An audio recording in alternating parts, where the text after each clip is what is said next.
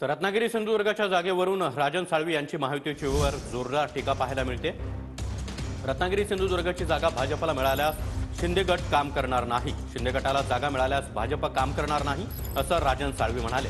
राणे उमेदवार असतील तर आमचा जास्त मताधिकांनी विजय निश्चित असल्याचं देखील राजन साळवी यांनी म्हटलंय।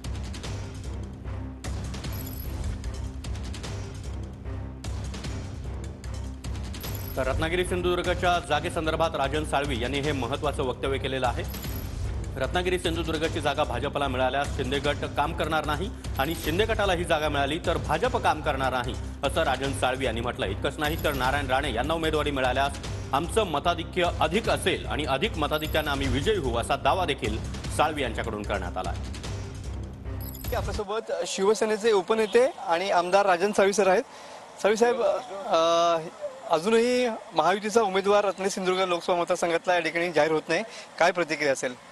निवडणुकीचा अर्ज दाखल करायला सुरुवात होईल आणि शेवटच्या दिवसापर्यंत त्यांचा उमेदवार निश्चित होऊ शकत नाही, कारण त्यांची जी युती झालेली आहे ती युती अभद्र युती आहे आणि म्हणून या मतदारसंघावरती निश्चितपणे वर्षानुवर्षे वंदनीय शिवसेना प्रमुख बाळासाहेब ठाकरे आणि शिवसेनेचं वर्चस्व आहे आणि म्हणून या मतमध्ये आत्तापर्यंत जी परंपरा आहे, बॅरिस्टर नाथपै असतील, मधु दंडवते असतील, सुरेश प्रभू असतील आणि विनायक राऊत असतील, त्यामुळे ह्या संपूर्ण परिसरामध्ये आज नाही म्हटलं तर वर्चस्व शिवसेनेचं आहे आणि म्हणून निश्चिंतपणे त्यांचा उमेदवार निश्चित होऊ शकत नाही।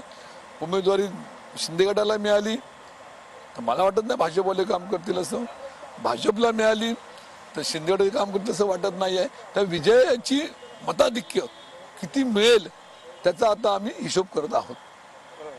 साहेब, भाजपकडून या ठिकाणी तयारी केली जाते आहे, नारायण राणे समजा जर उमेदवार असतील तर खऱ्या अर्थानं काटेकी टक्कर होईल का? कारण का विनायक राऊत आणि मी याआधी आपल्याला सांगितलं होतं, हिंमत असेल तर नारायण राणेंनी आमच्यासमोर उभं राहून दाखवावंच, त्यांना आम्ही गणितामध्ये धरत नाही असं मागे बोललो होतो, म्हणून राणेंनी आमच्या समोर यावं। आमचा निवडणुकीच्या निकालाचा फरक हा 3 लाखाच्या पुढे असेल हा मला विश्वास आहे। कॅमेरामॅन समित गजनेसह मी मनोज लेले, TV9 मराठी, रत्नागिरी।